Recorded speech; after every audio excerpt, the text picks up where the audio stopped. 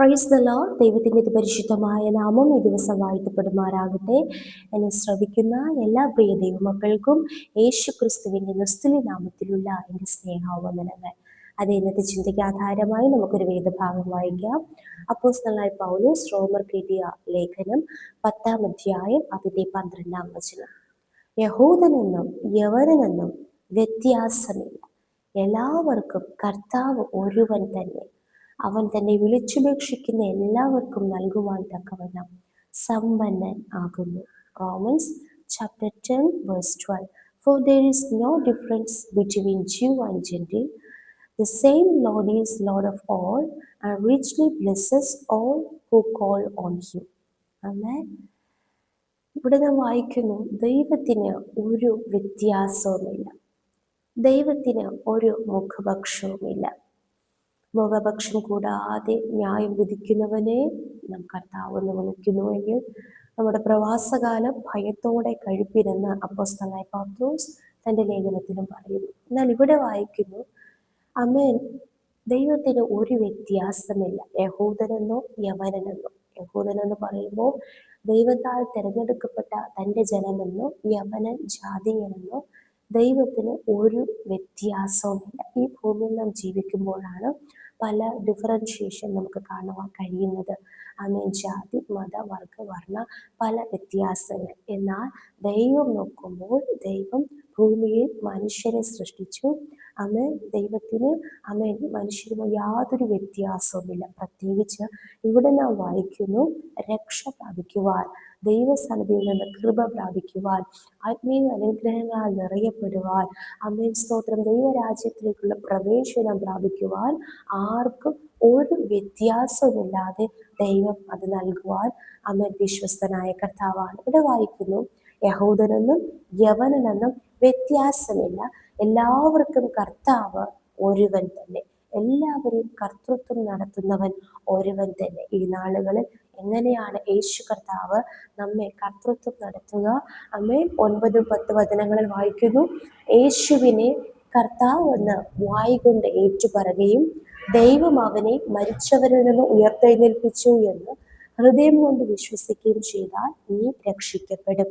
അപ്പോൾ യേശുവാണ് എൻ്റെ ജീവിതത്തിൽ ഇനി ഞാൻ ജീവിക്കുന്നത് യേശുവിന് വേണ്ടി, യേശുവാണ് എന്നെ മുറ്റും നയിക്കുന്നത്, യേശുവാണ് എന്നെ നടത്തുന്നതെന്ന് പറഞ്ഞ് നമ്മുടെ ജീവിതം യേശുവിനായി സമർപ്പിച്ച് യേശുവിനെ കർത്താവെന്ന് നമ്മുടെ വായിക്കൊണ്ട് നമ്മുടെ അധരം കൊണ്ട് നാം ഏറ്റുപറയുകയും ദൈവം അവനെ മരിച്ചവരിൽ നിന്ന് ഉയർത്തെഴുന്നേൽപ്പിച്ചു, നമുക്ക് വേണ്ടി യേശു കർത്താവ് മരിച്ചു, അവൻ യേശു കർത്താവ് നമുക്ക് വേണ്ടി ഉയർത്തെഴുന്നേറ്റു, സ്തോത്രം എന്ന് ഹൃദയം കൊണ്ട് നാം വിശ്വസിക്കുകയും ചെയ്താൽ നാം രക്ഷിക്കപ്പെടും. സ്തോത്രം. അങ്ങനെ എല്ലാവർക്കും കർത്താവ് ഒരുവൻ തന്നെ, അതൊരു വ്യത്യാസമില്ല. ആരാണോ യേശുവിനെ കർത്താവെന്ന് ഏറ്റു പറയുന്നത്, ആരാണോ ഹൃദയം കൊണ്ട് വിശ്വസിക്കുന്നത്, അവർ ആരായിരുന്നാലും രക്ഷിക്കപ്പെടും. സ്തോത്രം. എല്ലാവർക്കും കർത്താവ് ഒരുവൻ തന്നെ. അവൻ തന്നെ വിളിച്ചു ഭക്ഷിക്കുന്ന എല്ലാവർക്കും നൽകുവാൻ തക്കവണ്ണം സമ്പന്നനാകുന്നു. തൻ്റെ നാമത്തെ, യേശുവിൻ്റെ നാമത്തിൽ വിളിച്ചു ഭക്ഷിക്കുന്ന എല്ലാവർക്കും. അപ്പോൾ അവൻ യേശുവിനെ വിശ്വസിക്കുന്ന, യേശുവിനെ കർത്താവെന്ന് വായ്കൊണ്ട് ഏറ്റു പറയുന്ന, ഹൃദയം കൊണ്ട് വിശ്വസിക്കുന്ന, യേശുവിൻ്റെ നാമത്തെ വിളിച്ചുപേക്ഷിക്കുന്ന, യേശുവാണ് ദൈവം, യേശുവിനോട് പ്രാർത്ഥിക്കുന്ന, യേശുവിനോട് സംസാരിക്കുന്ന, യേശുവിൻ്റെ നാമത്തിൽ പിതാവിനോട് അപേക്ഷിക്കുന്ന, അതാരായിരുന്നാലും എല്ലാവർക്കും നൽകുവാൻ തക്കവണ്ണം ദൈവം സമ്പന്നനാകുന്നു. സ്തോത്രം. നാം ഭൂമിയിൽ ജീവിക്കുമ്പോഴും ഒത്തിരി സമ്പന്നന്മാരെ, റിച്ച് പീപ്പിളിനെ നമുക്ക് കാണുവാൻ കഴിയും. അവരെല്ലാം പാവങ്ങളെ സഹായിക്കുന്ന, ദരിദ്രരെ സഹായിക്കുന്ന, എളിയവരെ ആദരിക്കുന്ന ഒത്തിരി സമ്പന്നന്മാരുണ്ട്. എന്നാൽ എല്ലാത്തിനും ഒരു പരിധിയുണ്ട്. അവരുടെ സ്തോത്രം അളവിനനുസരിച്ചേ അവർ നൽകത്തുള്ളൂ. എന്നാൽ ഇവിടെ വായിക്കുന്നു, എല്ലാവർക്കും നൽകുവാൻ തക്കവണ്ണം ദൈവം സമ്പന്നനാകുന്നു. ഇവിടെ കുറിച്ചിരിക്കുന്ന ഈ സമ്പന്നത ഭൗമികമായിട്ടുള്ള ഈ ലോകപരമായ സമ്പന്നതയല്ല. അവൻ ആത്മീയ അനുഗ്രഹങ്ങളാൽ നമ്മെ നിറയ്ക്കുവാൻ ദൈവം സമ്പന്നനാകുന്നു. അതായത് അവൻ്റെ കൃപയും ധാരാളം വീണ്ടെടുപ്പുമുണ്ട്. സ്തോത്രം. നമ്മുടെ പാപങ്ങൾ എത്ര കടുംചുവപ്പായിരുന്നാലും യേശുവിന്റെ രക്തം ഹിമം പോലെ വെളുപ്പിക്കും. അവൻ നമ്മുടെ പാപങ്ങളെ അവൻ ദൈവം അവൻ സമുദ്രത്തിന്റെ ആഴത്തിൽ ഇട്ട് കളയും എന്ന് പറഞ്ഞാൽ ആ ദൈവത്തിന്റെ സന്നിധിയിൽ സമ്പന്നത, അവൻ സ്നേഹത്തിന് ഒരു കുറവുമില്ല. ഹല്ലേലൂയ. യേശു ക്രിസ്തു എല്ലാവരെയും സ്നേഹിക്കുന്നു. സ്നേഹവാനായ ദൈവമാണ് അവൻ. അതുപോലെ കൃപയ്ക്ക് അവൻ കൃപമേൽ യേശു ക്രിസ്തു മുഖാന്തരം നമുക്ക് കൃപമേൽ കൃപ ലഭിക്കുന്നു. സ്തോത്രം. ആമേൻ. സ്തോത്ര. കരുണ തോന്നണമെന്നുള്ളവനോട് ദൈവം കരുണ തോന്നുന്നു. ദൈവം ദയ ദീർഘമാക്കുന്നു. സ്തോത്രം. കരുണ തീർന്നു പോയിട്ടില്ല. സ്നേഹത്തിന് ഒരു കുറവും സംഭവിക്കുന്നില്ല. നിത്യ സ്നേഹം കൊണ്ടാണ് ദൈവം നമ്മെ സ്നേഹിച്ചിരിക്കുന്നത്. ഒരു കൂട്ടുകാരന് ജീവന് നൽകുന്നതിൽ അധികം സ്നേഹമില്ല. അങ്ങനെയാണെങ്കിൽ യേശു ക്രിസ്തു ഒരാൾക്ക് വേണ്ടിയല്ല, ഈ ഭൂമിയിലെ സകല മാനവരാശിക്ക് വേണ്ടി തന്റെ രക്തം നൽകി അവൻ ഈ ലോകത്തുള്ള സകലരെയും സ്നേഹിച്ചു. സ്തോത്രം. അപ്പോൾ യേശുക്രിസ്തുവിന്റെ സന്നിധിയിൽ സ്നേഹത്തിന്, കൃപയ്ക്ക്, കരുണയ്ക്ക്, ദയയ്ക്ക്, വിശ്വസ്തതയ്ക്ക്, സ്തോത്രം, യാതൊരു കുറവും സംഭവിക്കുന്നില്ല. അവനെപ്പോഴും ധാരാളമായി ദൈവം അത് പകരുന്നു. തന്നോട് യാചിക്കുന്നവർക്ക് പരിശുദ്ധാത്മാവിനെ എത്ര അധികം കൊടുക്കും. അളവില്ലാതെയല്ലോ അവൻ ആത്മാവിനെ പകരുന്നത്. അത് നിത്യസ്നേഹം കൊണ്ട് കർത്താവ് നമ്മെ സ്നേഹിച്ചു. നിത്യസ്വസ്ഥതയിലേക്ക്, നിത്യസമാധാനത്തിലേക്ക്, നിത്യാശ്വാസത്തിലേക്ക്, നിത്യസന്തോഷത്തിലേക്ക് കർത്താവ് നമ്മെ നടത്തുന്നു. യേശുക്രിസ്തുവിനെ നാം ഹൃദയം കൊണ്ട് ആമേൻ വിശ്വസിക്കുകയും വായ് കൊണ്ട് ഏറ്റുപറയുകയും യേശുവിന്റെ നാമത്തിൽ നിന്ന് വിളിച്ചുപേക്ഷിക്കുകയും ചെയ്യുമ്പോൾ ഈ ഭൂമിയിലും എല്ലാ കഷ്ടതകളുടെ നടുവിലും, ഉപദ്രവങ്ങളുടെ നടുവിലും, പ്രയാസങ്ങളുടെ നടുവിലും കർത്താവ് നമ്മെ ജയത്തോടെ നടത്തും. ആമേൻ. ജയാളികളായി നടത്തും. സന്തോഷത്തോടെ നടത്തും. സമാധാനത്തോടെ, സ്വസ്ഥതയോടെ, ദൈവിക ആശ്രയത്തിൽ നാം ആയിരിക്കുകയാണെങ്കിൽ ദൈവം നമ്മെ വഴി നടത്തും. എന്നാൽ അതിവിടം വെച്ച് തീരുന്നില്ല. നിത്യസ്വസ്ഥത, നിത്യസമാധാനം, നിത്യസന്തോഷം, നിത്യ ആനന്ദം നമുക്ക് സ്വർഗരാജ്യത്തിലുമുണ്ട്. ആയതിനാൽ അവൻ ഇതിന്റെ മുൻപും പിൻപുമുള്ള വചനങ്ങളിൽ നാം വായിക്കുന്നു. അവൻ സ്തോത്രം.